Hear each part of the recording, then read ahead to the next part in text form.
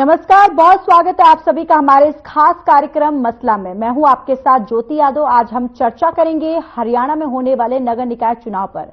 दरअसल आपको बताते चले कि हरियाणा राज्य चुनाव आयोग ने 7 नगर निगमों और 4 नगर परिषदों और 21 नगर समितियों में 2 मार्च को चुनाव कराने की घोषणा कर दी गई है।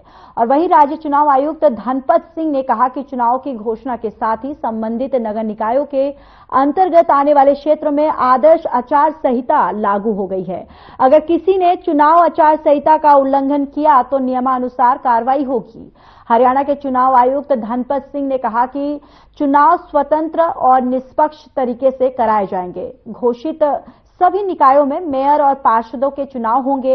इलेक्शन कमीशन ने यह भी बताया है कि अंबाला और सोनीपत में केवल मेयर चुनाव होगा, जहां फरीदाबाद, गुरुग्राम, मानेसर, हिसार, करनाल, रोहतक और यमुनानगर नगर निगमों के लिए मतदान 2 मार्च को होगा, जबकि पानीपत नगर निगम के लिए चुनाव 9 मार्च को होगा। उन्होंने आगे कहा कि जहां तक 4 नगर परिषदों और समितियों में शामिल अंबाला सदर, पटौदी और जाटोली मंडी और थानेसर और सिरसा, बराड़ा, बवानी और खेड़ा, लोहारू, सिवानी, जाखल मंडी, फरूखनगर, नारनौद, बेरी, जुलाना, कलायत और सिवान, मुंड्री, इंद्री और नीलोखेड़ी, अटेली और ये तमाम जो मंडियां हैं यहां पर मतदान दरअसल होगा। और आपको चलिए अब इलेक्शन कमीशन ने क्या कुछ कहा ये भी आपको सुनवाते चलते हैं।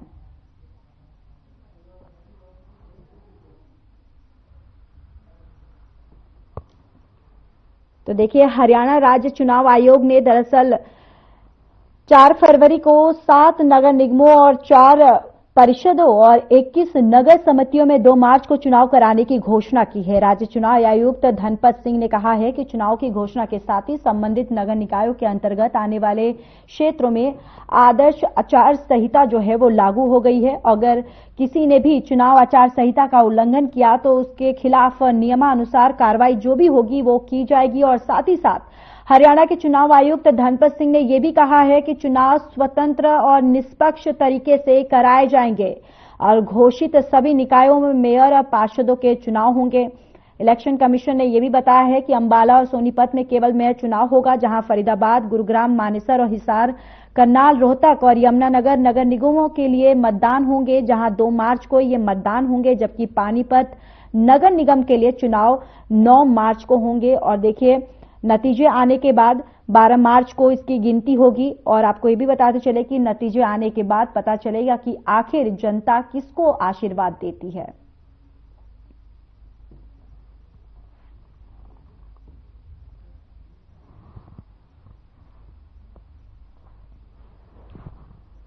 तो 12 मार्च को मतों की गिनती होगी और चुनाव अधिकारी रादौर सिंह ने बताया है कि मतदान 2 और 9 मार्च को सुबह 8 बजे से शाम 6 बजे तक होगा। मतों की गिनती 12 मार्च को होगी और इसी दिन नतीजे घोषित होंगे। नगर निगम के सभी वार्डों की मतदाता सूचियों का अंतिम प्रकाशन हो गया है और मतदाता सूचियों को आयोग की वेबसाइट पर भी डाल दिया गया है, जहां चुनाव लड़ने से जो इच्छुक यानी जो प्रत्याशी हैं 11 से 17 फरवरी के दौरान नामांकन दाखिल कर पाएंगे।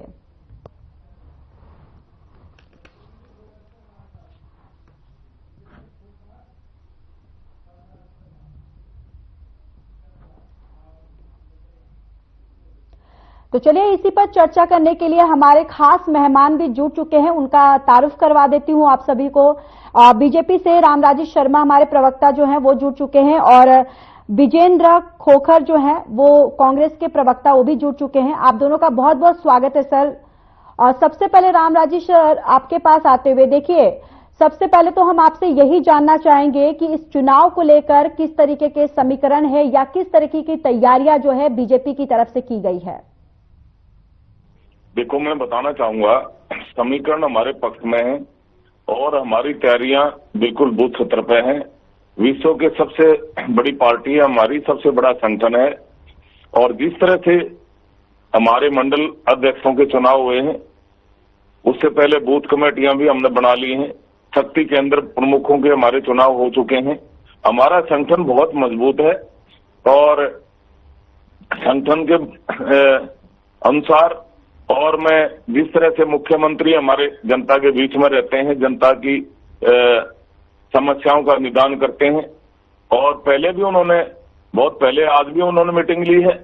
सभी हमारे मंत्रीगण, सभी विधायकगण और सभी वरिष्ठ कार्यकर्तागण, पार्टी के संगठन के अन्य पदाधिकारी और हमारे केंद्रीय मंत्री आदरणीय मनोहर लाल जी, हमारे राष्ट्रीय सचिव आदरणीय ओपी धनखड़ जी, हमारे प्रभारी आदरणीय डॉक्टर सतीश पूनिया जी, हमारे प्रदेश संगठन महामंत्री आदरणीय वीरेंद्र नाथ शर्मा जी, हमारे और तीनों महामंत्रीगण और हमारे वरिष्ठ नेतागण जैसे सांसद राज्यसभा सुभाष बराला जी, पंडित रामविलास शर्मा जी, डॉक्टर कमल गुप्ता जी, सुनीता दुग्गल बहन जी और अन्य सभी वरिष्ठ नेतागण आज उपस्थित रहे और उन्होंने इस बारे में विचार किया।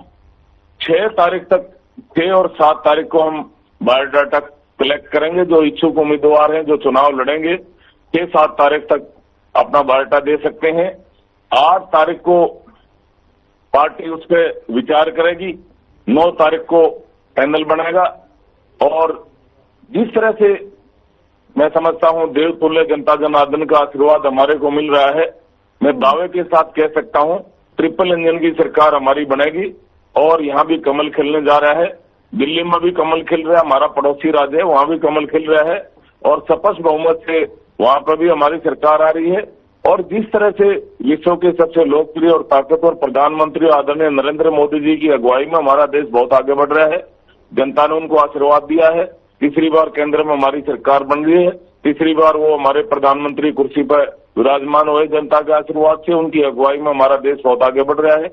रक्षा के क्षेत्र में आत्मनिर्भर हुए, आर्थिक दृष्टि से मजबूत हुए, भव्य ऐतिहासिक राम मंदिर का निर्माण अयोध्या धाम में हुआ है और विदेश में हमारा डंका बजा है।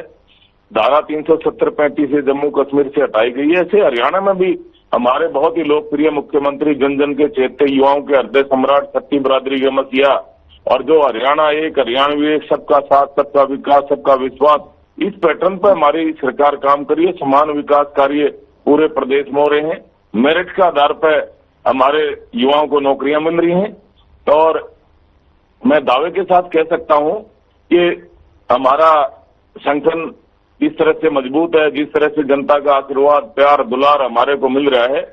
तो छोटी सरकार, ये जो निकाय चुनाव हैं, ये छोटी सरकार के रूप में जाने जाते हैं और इसमें हम जो नगर निगम का चुनाव है वो सिंबल पर लड़ेंगे, नगर परिषद का चुनाव है वो भी सिंबल पर लड़ेंगे और नगर पालिका का अभी पार्टी विचार कर रही है, उसका अभी फैसला हो नहीं पाया है।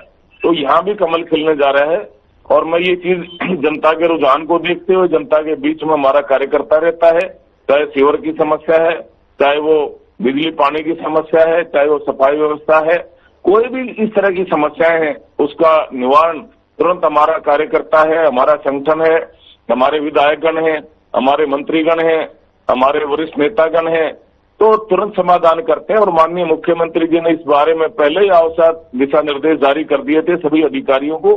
फर्स्ट आवर्स में वो समाधान शिविर के नाम से उन्होंने इसका वो नाम दिया है।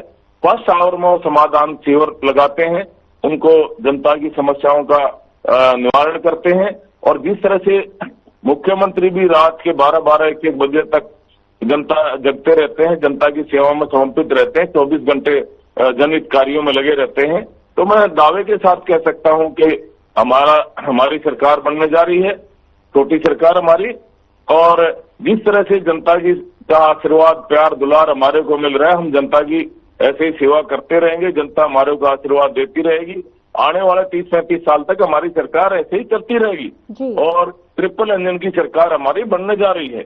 मैं ये चीज जनता के रुझान को देखते हुए, जनता के प्यार, दुलार, आशीर्वाद, इसको देखते हुए ये चीज मैं दावे के साथ कह सकता हूं। और बाकी अन्य पार्टियों का तो अन्य पार्टियां बता नहीं है, मेरे मित्र हैं या कांग्रेस के प्रवक्ता बैठे हैं, हमारे छोटे भाई हैं। बाकी कांग्रेस का तो ये बताएंगे, नेता प्रतिपक्ष का अभी तक चुनाव नहीं हो पाया है, ये नहीं दे पाए हैं, क्या कारण है क्या नहीं, ये बता पाएंगे। जिस तरह से इनके कांग्रेस में कई कांग्रेस है, कहीं भूपेंद्र हुड्डा जी कांग्रेस है, कहीं वहां पे चौधरी वीरेंद्र सिंह कांग्रेस है, कहीं रणदीप सुरजेवाला कांग्रेस है, कहीं शैलजा बहन जी कांग्रेस है, कहीं कैप्टन अजय यादव कांग्रेस है। इनकी कांग्रेस में भी कई कांग्रेस है, तो इनका आपस में लठ बजता रहता है। तो बाकी इनका तो भगवान ही मालिक है, ये क्या चुनाव लड़ेंगे नहीं लड़ेंगे, हम इनको चुनौती नहीं मानते। बाकी दिल्ली में इनकी नूरा कुश्ती जरूर थी, क्योंकि दिल्ली में आम आदमी पार्टी वाले और ये आपस में मिले हुए थे, नूरा कुश्ती का खेल खेल रहे थे। और बाकी दिल्ली की जनता ने इन दोनों को नकार दिया है। दिल्ली में कमल खिलने जा रहा है और हरियाणा में भी छोटी सरकार में हमारा कमल खिलेगा। ये चीज मैं जनता के प्यार आशीर्वाद से मैं कह सकता हूँ। जी बिल्कुल।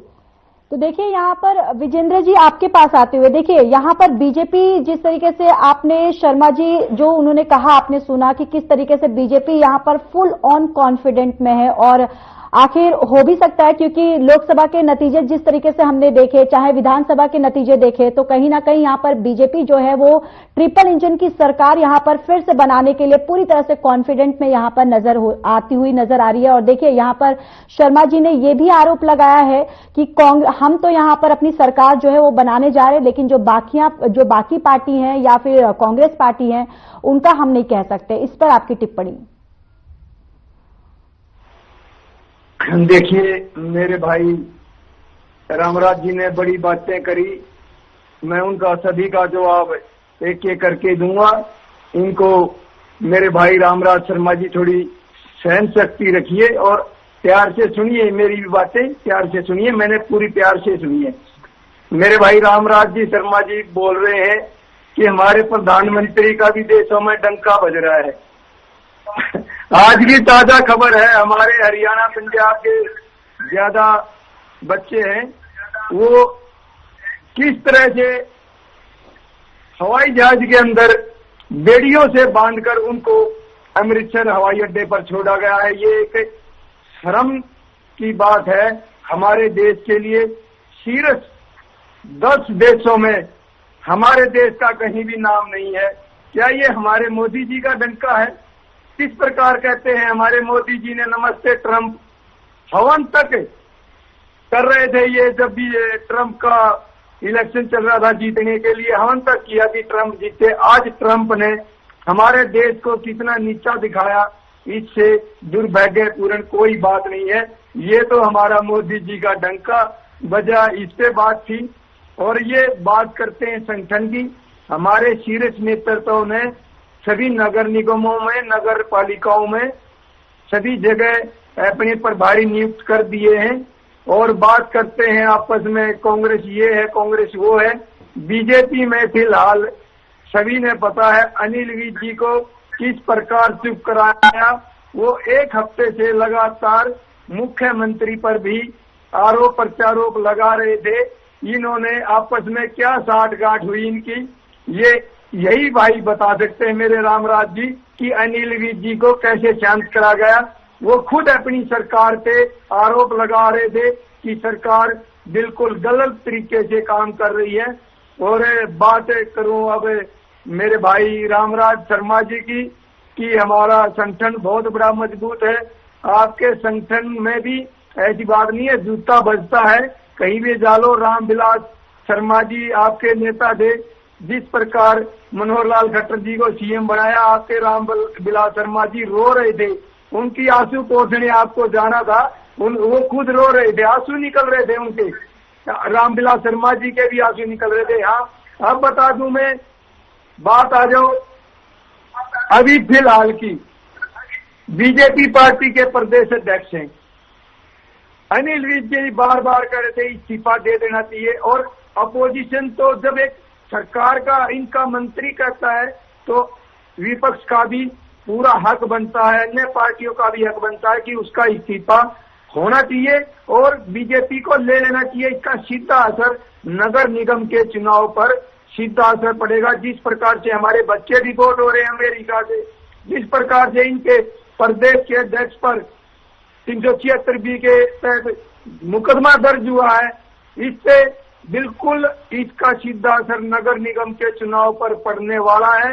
रामराज शर्मा जी सुनते रहो, मैंने पूरी बात सुनी है, आपको मौका देंगे। लेकिन विजेंद्र जी देखिए, लगे हुए हैं, आपको भी बोलने का विजेंद्र मौका देंगे। सबसे पहले आपको मौका मिला था। विजेंद्र जी जरा सुन लीजिए। हमारी बेटियां आज पूरे हरियाणा प्रदेश में आपके प्रदेश अध्यक्ष के खिलाफ सख्तियां लेके आरोप लगा के प्रदर्शन कर रही हैं, लेकिन आपकी पार्टी इतनी निठल्ली पार्टी कहूंगा कि उसको बिल्कुल दूध का दूध पानी का पानी होना चाहिए, उनको इस्तीफा देना चाहिए। अनिल विज जी ने भी मांग करी थी कि जब तक दूध का दूध पानी का पानी नहीं होता मोहनलाल बड़ौली जी को इस्तीफा दे। विजेंद्र जी, लेकिन मैंने आपसे सीधा सवाल किया था कि आखिर इस नगर निकाय चुनाव में कांग्रेस की तरफ से क्या। नगर निगम के चुनाव की हमारी पार्टी बिल्कुल संगठित होकर चुनाव लड़ेगी।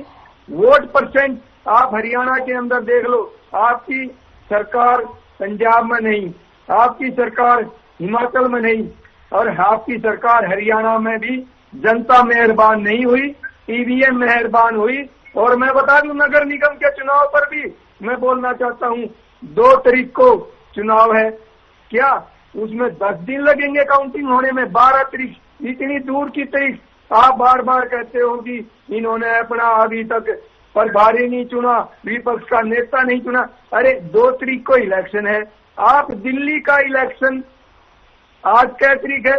5, और गिनती कब है?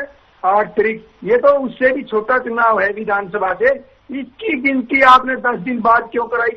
क्या कहीं ना कहीं आप सेटिंग करने की सोच रहे हो ना, कि 10 दिन में हम आराम से सेटिंग। जनता मेहरबान नहीं है, जनता ने वोट इतना ही कांग्रेस पार्टी को दिया, इतना ही वोट बीजेपी पार्टी को मिला है, कुछ पॉइंटों का डिफरेंस रहा है। ठीक है, आपकी सत्ता केंद्र में सरकार है, वहाँ भी आपकी मिलीजुली सरकार है। लेकिन विजेंद्र जी सुनिए, आप जिस तरीके से आप बीजेपी के घर में आप झांक रहे, क्या ये जरूरी नहीं कि आपको अपनी पार्टी में मंथन विचार करने की जरूरत है? क्योंकि जिस तरीके से हमने विधानसभा के नतीजे देखे, तो क्या ये जरूरी नहीं है कि आप बीजेपी के घर में देखें, आप बीजेपी पार्टी में कौन क्या कर रहा है ये देखें, उससे बजाय आप अपनी पार्टी में किस तरीके से मंथन किया जाए, क्या स्ट्रेटेजी बनाई जाए कि आप अपनी जमीन जो है वो तलाश पाए? आपकी आवाज नहीं आ रही सर आपकी। जी, आप सुन पा रहे हैं मुझे? हाँ, अब आ रही है, अब आ रही है। विजेंद्र जी, मेरा सीधा सवाल ये है कि जिस तरीके से आपने बीजेपी की तमाम गलतियां जो है आपने गिनवाई, ठीक है, लेकिन जिस तरीके से विधानसभा के चुनाव हो गए या फिर लोकसभा के चुनाव के जो नतीजे हमने देखे, तो क्या ये ऐसा नहीं होना चाहिए कि आप बीजेपी की कमियां गिनाए, बीजेपी के घर में झांके, उसके बजाय आपको आपके पार्टी में देखना चाहिए, विचार मंथन करना चाहिए कि किस तरीके से जो हरियाणा की जमीन जो है वो कांग्रेस की तरफ से खींची जा रही है, वो जमीन किस तरीके से तलाशी जाए? आपकी आवाज मेरे को साफ सुनाई नहीं दे रही आपकी आवाज। ठीक है, मैं आपके पास शर्मा जी आपके पास आते हुए, देखिए यहाँ पर जिस तरीके से कांग्रेस की तरफ से ये आरोप लगाए जा रहे हैं, ईवीएम की बात उठाई जा रही है, और ये भी आरोप लगाया जा रहा है कि नगर निकाय चुनाव जो है वो काफी लेट करवाया गया, जिसको लेकर जो आम जनता है वो काफी परेशानियों का सामना उनको करना पड़ा। इन तमाम जो आरोप लगाए हैं उस पर आपका कॉमेंट?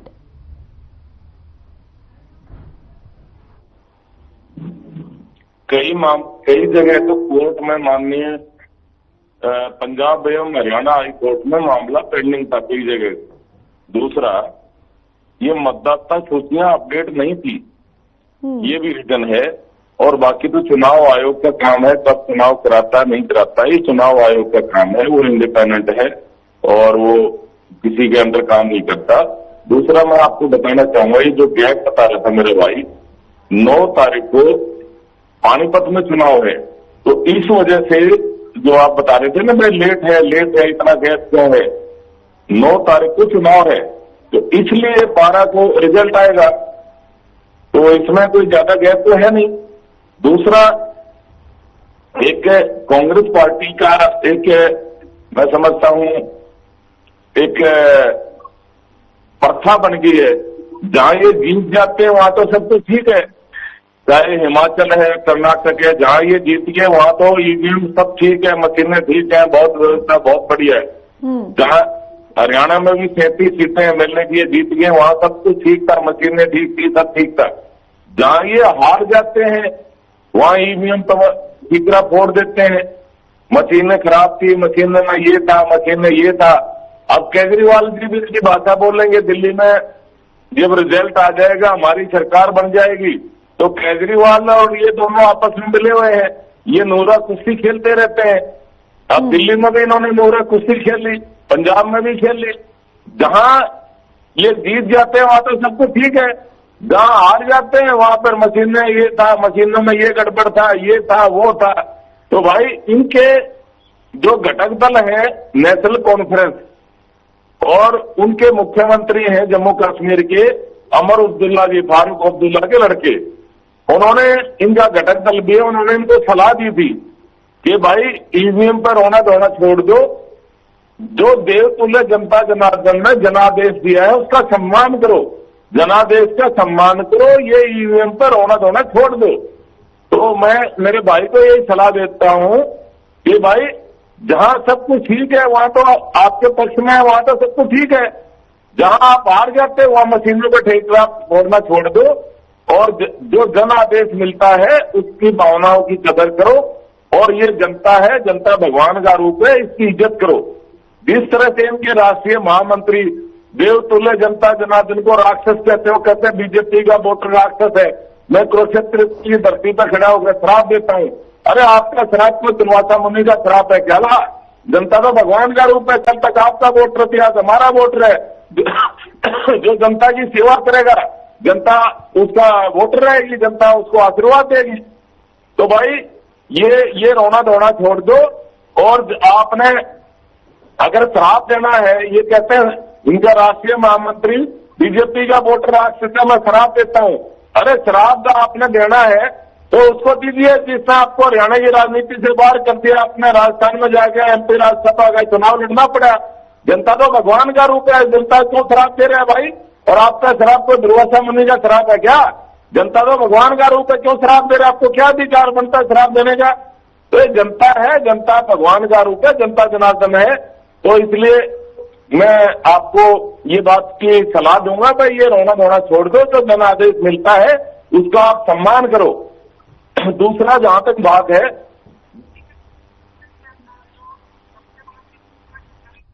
केस हुआ वो आपके सामने सभी टीवियों ने दिखाया, आप फिर मानते नहीं हो। अरे आपकी अरे इससे पहले अरे वो इससे और रही बात ऐसा है, आप हरियाणा में आई हो, हरियाणा में आपकी पार्टी की क्या तैयारी है वो सारी चीजें आप प्रदेश की जनता पूछना चाह रही है, चैनल वाले आपसे पूछ रहे हैं, आप वो बताइए आपकी कितनी तैयारी है आपकी पार्टी की, आपकी पार्टी में कितना लठ बज रहा है। भाई आपने के जो अध्यक्ष जी हैं वो जो लिस्ट आउट करते हैं, आपके प्रभारी जी उस पर ब्रेक कर देते हैं, उस पर वीटो कर देते हैं, मावरिया जी उस पर, वो भी बताइए आप जनता के सामने।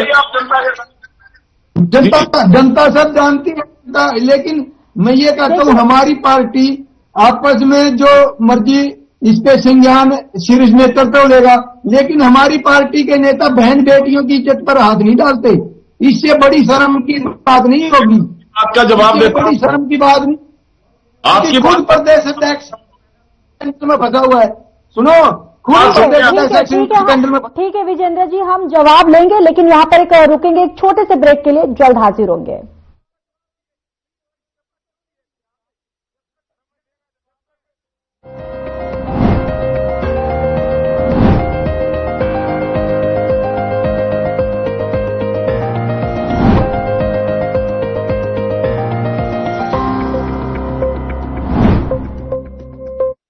क्या रंग खिला, क्या रूप सजा, मैं ही नहीं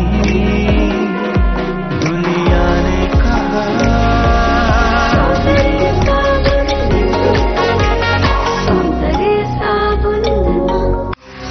सनातन धर्म की यशस्वी गाथा का बज उठा है बिगुल। संसार के सबसे बड़े मेले में जुटने का आप सभी को सादर आमंत्रण। प्रयागराज महाकुंभ 2025 में उतर चुका है सनातनी हिंदुओं का अथाह जन सैलाब। त्रिवेणी के तट पर धर्म, आध्यात्म और संस्कृति का अद्भुत संगम। ध्यान मग्न साधु सन्यासियों का मनोरम दृश्य और नागा साधुओं के विशेष आकर्षण के बीच हरि नाम का निरंतर सुमिरन। ऐसे दिव्य और आध्यात्मिक वातावरण में 13 जनवरी से 26 फरवरी तक मां गंगा, यमुना और सरस्वती की पवित्र धारा के बीच डुबकी लगाने चले आइए प्रयागराज महाकुंभ, जहां आपके स्वागत में हम भी हैं तैयार। आपके प्रवास के लिए मेला परिसर में लग्जरी शिविरों की उत्तम व्यवस्था की गई है। हवन यज्ञशाला के साथ आप यहां महात्माओं का सानिध्य प्राप्त कर सकते हैं। उनके श्रीमुख से मोक्षदायी समुद्र मंथन की कथा का रसवादन कर सकते हैं। संपन्न सुरक्षा व्यवस्था के बीच यहाँ आपके जलपान की उत्तम व्यवस्था की गई है। शुद्ध सात्विक और स्वादिष्ट भोजन ग्रहण करके आप अवश्य ही तृप्ति का अनुभव करेंगे। तो क्या सोच रहे हैं? अपने भाग्य को सौभाग्य में बदलें। प्रयागराज महाकुंभ 2025 का हिस्सा बने। आपकी आध्यात्मिक यात्रा को सुखद और सहज के लिए हम हैं तैयार। हमें अपनी सेवा का अवसर दें। बुकिंग के लिए कॉल करें।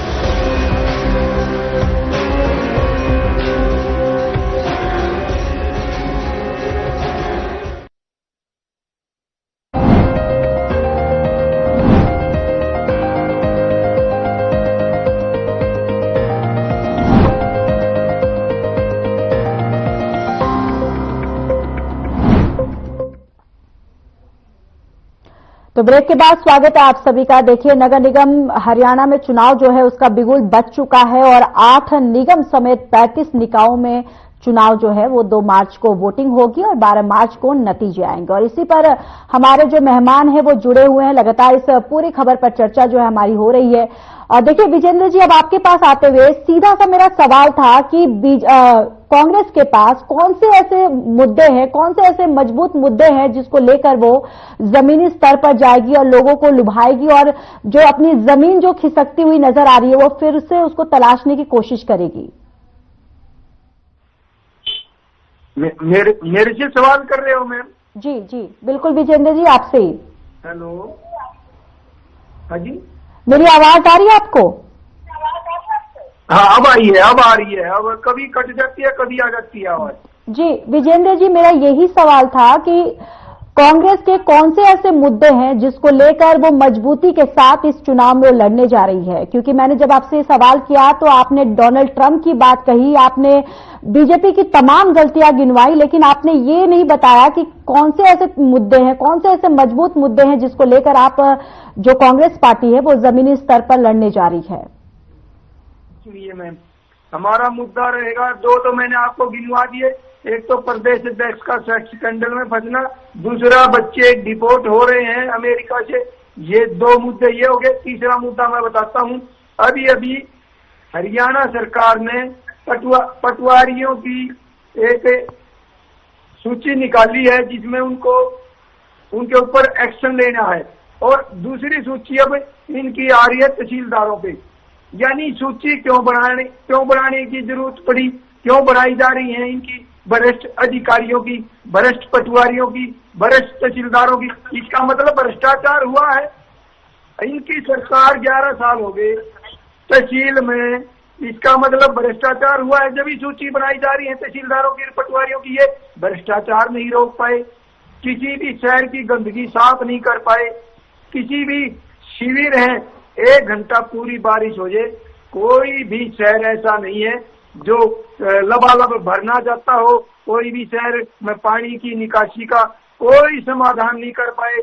और मैं आज अभी टीवी पे सुन रहा था 10 मिनट पहले, एक टीवी चैनल पे प्रदेश बीजेपी के प्रवक्ता कह रहे थे कि हमारी दिल्ली में सरकार आएगी, हम दिल्ली को साफ सुथरी बना देंगे, हम यमुना का पानी साफ कर देंगे।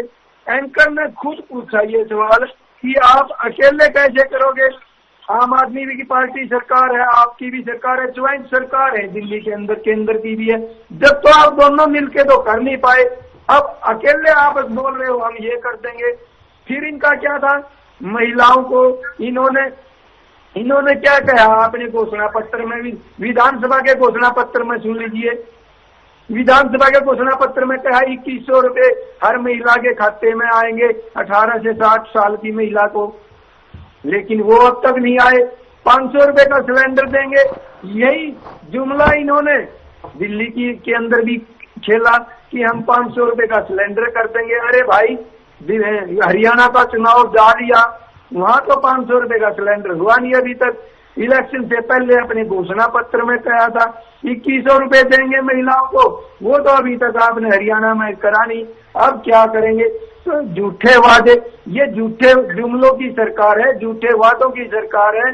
कोई भी एक भी वादा, ना ही नौकरियों में भ्रष्टाचार है।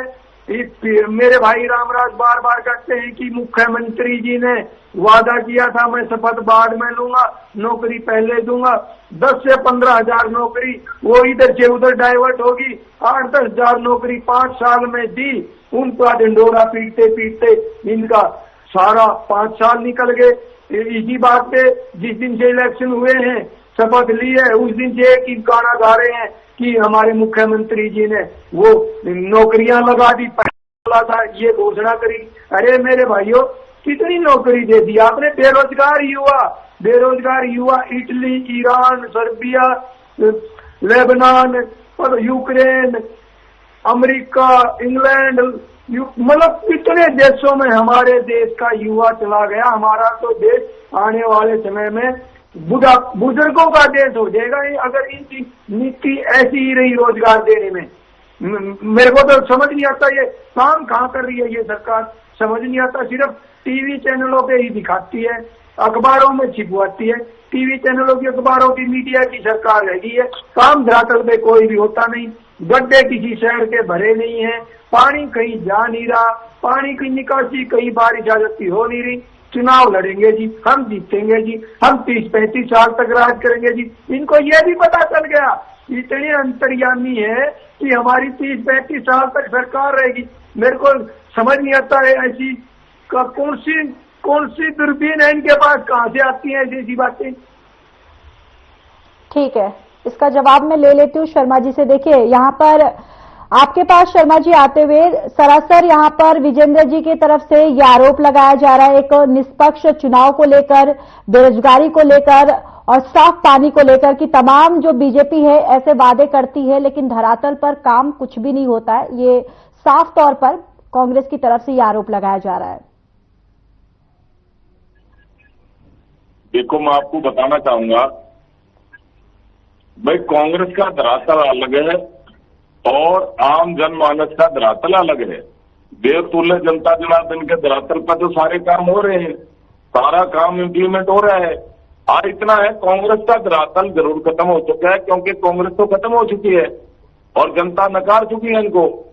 और जिस तरह से इन्होंने 5 सीटें लोकसभा चुनाव में ठगी ठोरी करके जीती थी, इन्होंने झूठ बोला था संविधान बदला जा रहा है, संविधान बदला जा रहा है, आरक्षण खत्म कराया जा रहा है, आरक्षण खत्म कराया जा रहा है।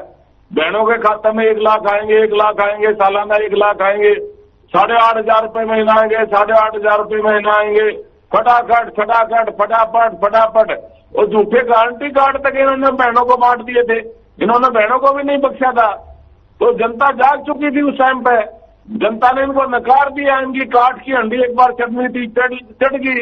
इनकी ठगी ठोरी की दुकान थी और जनता ने बंद कर दी।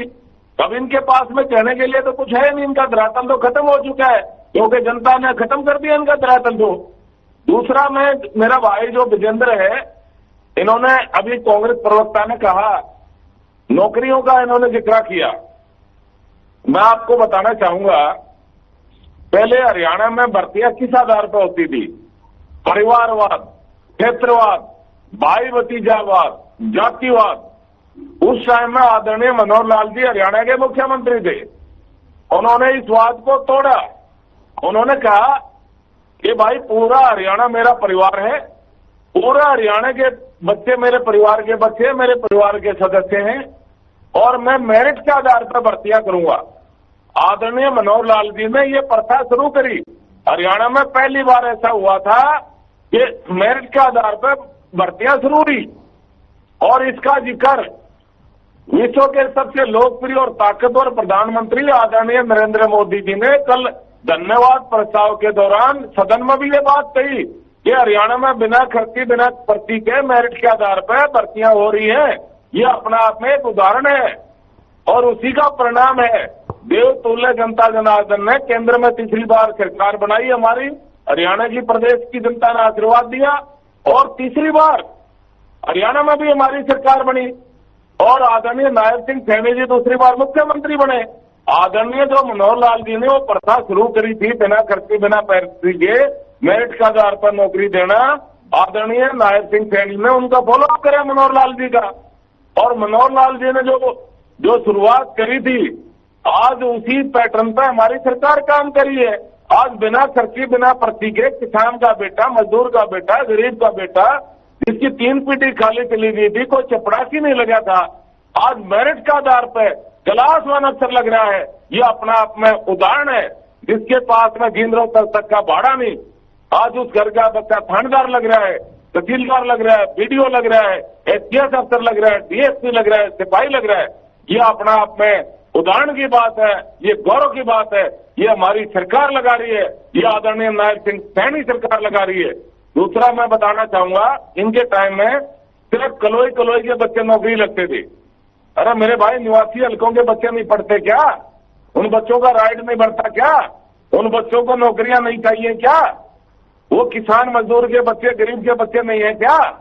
तो इनके टाइम में खर्ची पर्ची चलती थी और परिवारवाद, क्षेत्रवाद, भाई भतीजावाद, जातिवाद चलता था। मनोहर लाल जी ने उस वाद को तोड़ा था और आदरणीय नायब सिंह सैनी जी उसको फॉलोअप कर रहे हैं।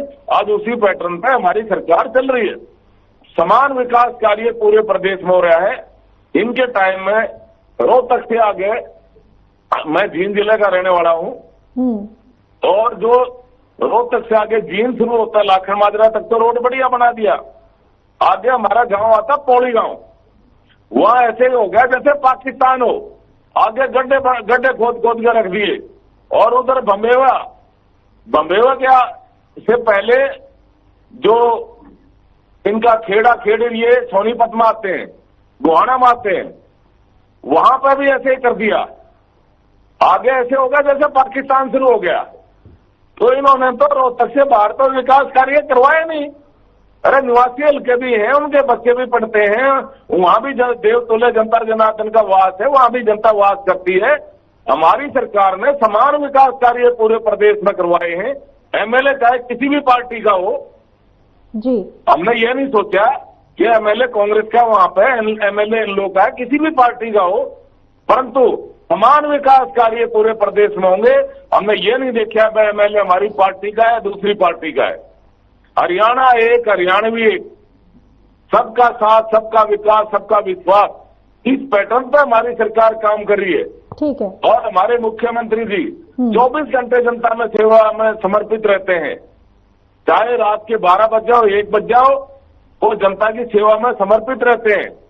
तो ऐसे मुख्यमंत्री का व्यक्तित्व जन जन को भा रहा है, जनता में वो छा रहे हैं।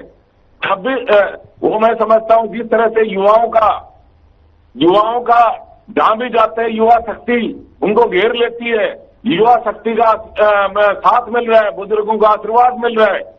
और जिस तरह से बुजुर्ग उनको सिर पर हाथ रख रहे हैं, बुजुर्गों का वो पैर छूते हैं, बुजुर्गों का आशीर्वाद लेते हैं। और महिला शक्ति के बारे में हमारी सरकार ने बहुत काम किया है। बहनों का भी हमारे को साथ मिल रहा है, बहनों का आशीर्वाद हमारे को मिल रहा है।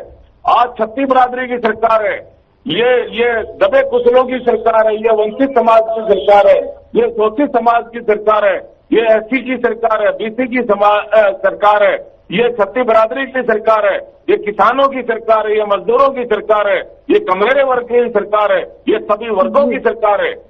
आज जिस तरह से माननीय मुख्यमंत्री जी ने हरियाणा में राम राज ला दिया, राम राज, आज हर वर्ग सुखी है, आज हर वर्ग खुशहाल है, हर वर्ग का आशीर्वाद हमारे को मिल रहा है। जिस तरह से जनता आशीर्वाद दे रही है, हम जनता की ऐसे सेवा करते रहेंगे, जनता हमारे को आशीर्वाद देती रहेगी। आने वाले 30-35 साल तक हमारी सरकार ऐसे ही चलती रहेगी, क्योंकि जनता की सेवा में हम लीन रहते हैं। ठीक है शर्मा जी, मैं विजेंद्र जी से भी ये तमाम जो आपने सवाल उठाए उनके मैं जवाब ले लेती हूँ। देखिए विजेंद्र जी, आपके पास आते हुए जिस तरीके से बीजेपी ने आरोप लगाया, खर्ची पर्ची का आरोप लगाया, साथ ही साथ भाई भतीजावाद का आरोप लगाया, लेकिन मेरा ये भी एक सवाल है कि विधानसभा चुनाव विजेंद्र जी सवाल सुन लीजिए। देखिए, लगातार कांग्रेस की तरफ से ईवीएम का एक रोना रोना होता है कि जहां पर अगर आपकी पार्टी जीत जाती है तो वहां तो ईवीएम सही हो जाती है, लेकिन जहां कांग्रेस की पार्टी अगर वहां कांग्रेस नहीं जीतती है तो ईवीएम वहां पर खराब हो जाती है। तो ये भी एक बहुत बड़ा सवाल है। और फिर कहते हैं हमारी निष्पक्ष नौकरियां भर्ती की हैं। अरे मेरे भाई, इस तरह की बेतुक की बात ना कहो। अब नगर निगम के आप सुनो, आप नगर निगम के चुनाव है, आप शहरों की वोट डलनी, ये शहरवासियों की वोटें डलेंगी इसमें। आपने शहरवासियों के लिए क्या स्कीम लेके आए? आप 10 साल करनाल से एमएलए बने थे और सीएम रहे। करनाल में भी गड्ढे, शिविर के गड्ढे, सड़कों के गड्ढे तक, टाटियां तक नहीं लगा पाए। नए रोड तो आप जब बनाओगे, नई सड़क तो आप जब बनाओगे कि उनकी टाटियां तक नहीं पूरी हुई। किस आधार पर आप बुजुर्ग आदमी पेंशन कट गई, वो धक्के खा रहा है, कहीं साइड नहीं चल रही, कहीं आज अधिकारी नहीं आया। अगर शहरों की वो शहरवासियों की वोट पड़नी है, ना ही तो आपने कोई पानी की व्यवस्था करी, ना ही शिविर आपने कोई सफाई की कि पानी से छुटकारा, ना ही गंदगी के ढेर, गंदगी के कूड़े के ढेर में आ जाओ मेरे साथ, मैं चलता हूँ किसी भी शहर में, मेरे साथ चल पड़ो, गंदगी के ढेर दिखा दूंगा। कितनी सफाई आपने शहरों की कर दी। शहरवासियों के लिए आपने कोई भी एक काम गिना दो, हमने शहरवासियों के लिए क्या किया? कैसे वोट मांगने जाएगी आपकी पार्टी शहरवासियों के बीच में? ठीक है शर्मा जी, आप कुछ कहना चाहते हैं, बोलिए। ऐसा हमारे भाई ने आरोप लगाया। पहले तो इन्होंने नौकरियों के बारे में कहा था। पहले क्या होता था, इनके टाइम में मुख्यमंत्री, इनके टाइम में ठेकेदारी प्रथा होती थी। मुख्यमंत्री हर डिपार्टमेंट में अपने क्षेत्रों को ठेकेदार अपॉइंट करता था। वो ठेकेदार पैसे लेके भर्ती करता, 2-4-6 महीने रखता, फिर निकाल देता, फिर दूसरे को भर्ती करता। ना उसका पीएफ ईएसआई जमा करता और ना ही उसका पगार देता, ना ही उसका वेतन देता। हमारी सरकार ने ठेकेदारी प्रथा को बंद कराया, कौशल रोजगार निगम लेकर आए और माननीय मुख्यमंत्री जी ने सबसे पहले एक स्पेशल विधेयक लेकर आए और कौशल रोजगार निगम के बच्चों के लिए लगभग 1.25 लाख के करीब है उनकी संख्या। एक स्पेशल विधेयक लाके और रिटायरमेंट तक उनके रोजगार की गारंटी दी। ऐसे मुख्यमंत्री को मैं नमन करता हूं, मैं माननीय मुख्यमंत्री जी का आभार प्रकट करता हूं, ऐसे शेर दिल मुख्यमंत्री का। दूसरा, इन्होंने कहा मेरे भाई नहीं, अरे मेरे भाई बात तो सुन ले, आपने बात कही है। जब विजेंद्र जी, मैं आपके पास आऊंगी, पहले उनकी बात आप पूरी होने दीजिए। जी बोलिए शर्मा जी। अरे बात तो सुन ले मेरी भाई। चपरासी की पोस्ट पे भी विजेंद्र जी, मैं आपके पास आऊंगी, उन्होंने आपके बीच में नहीं बोला, उनको बोलने दीजिए। शर्मा जी, आप अपनी बात पूरी कीजिए। एमकॉम किए हुए लड़कों को चपरासी लगा रहे हो और सुनो, कमाल कर दिया। ऐसा है योग्यता, अगर कोई ऐसा क्वालिफिकेशन का लड़का उसमें भर्ती होगा तो इसमें हम क्या कर सकते हैं? अधिकारियों की भर्तियां करी और जो भर्ती रोको गैंग, आपका भर्ती रोको गैंग ने भर्तियां रुकवा दी थी लगभग 25,000। माननीय मुख्यमंत्री ने इलेक्शन के टाइम आपने रुकवा दी थी। माननीय मुख्यमंत्री जी ने उस टाइम में वायदा किया था, माननीय मुख्यमंत्री ने उस टाइम में वायदा किया था हरियाणा प्रदेश में कि मेरी सरकार पदभार बाद में ग्रहण करेगी। पहले 25,000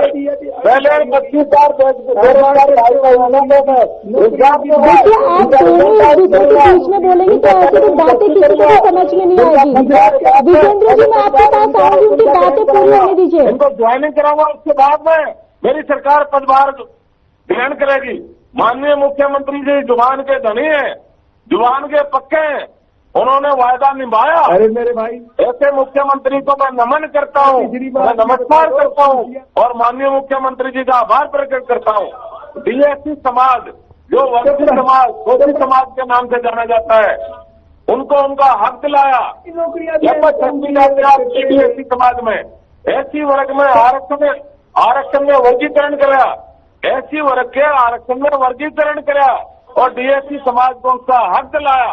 ये भी माननीय मुख्यमंत्री जी ने किया और डीएससी समाज नींद में लाखों की संख्या में इकट्ठे हो गए। माननीय मुख्यमंत्री जी का हार्दिक आभार प्रकट किया, मुख्यमंत्री जी का धन्यवाद करा। लाखों की संख्या में नींद में इकट्ठे हुए। मैं मुख्यमंत्री जी को इस बात के लिए बधाई देता हूं। किसानों को 2000 रुपये प्रति एकड़ के हिसाब से, आपकी बार बारिश लेट हुई थी, किसानों को 2000 रुपये प्रति एकड़ के हिसाब से माननीय मुख्यमंत्री जी ने बोनस दिया। किसान के लिए बहुत बड़ा काम किया और हमारी सरकार ने 12 लाख तक का टैक्स फ्री कर दिया। टैक्स फ्री किसान क्रेडिट कार्ड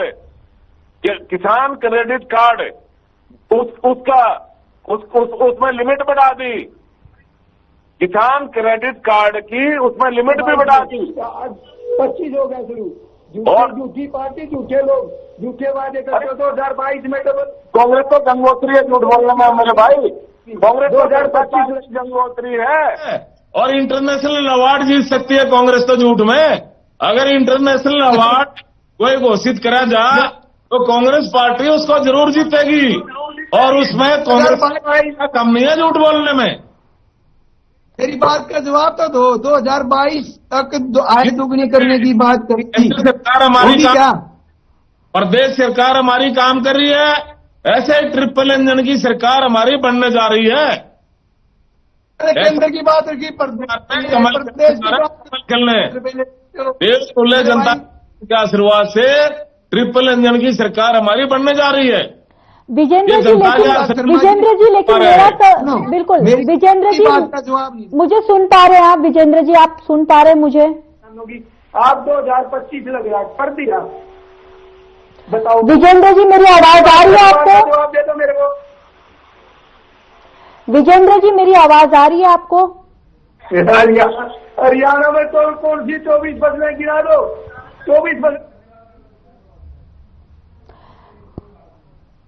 चलिए बहुत बहुत धन्यवाद आप दोनों का इस खास चर्चा करने के लिए। और देखिए अब यहाँ पर नगर निकाय चुनाव का बिगुल जो है वो पूरी तरह से बज चुका है और जिस पर हमने चर्चा किया है और हमारे जो गेस्ट थे वो भी जुड़े थे। बहुत बहुत धन्यवाद इस चर्चा में शामिल होने के लिए। फिलहाल इस बुलेटिन में इतना ही। बाकी देश और दुनिया की तमाम बड़ी खबरों के लिए जुड़े रहिए हमारे साथ। नमस्कार।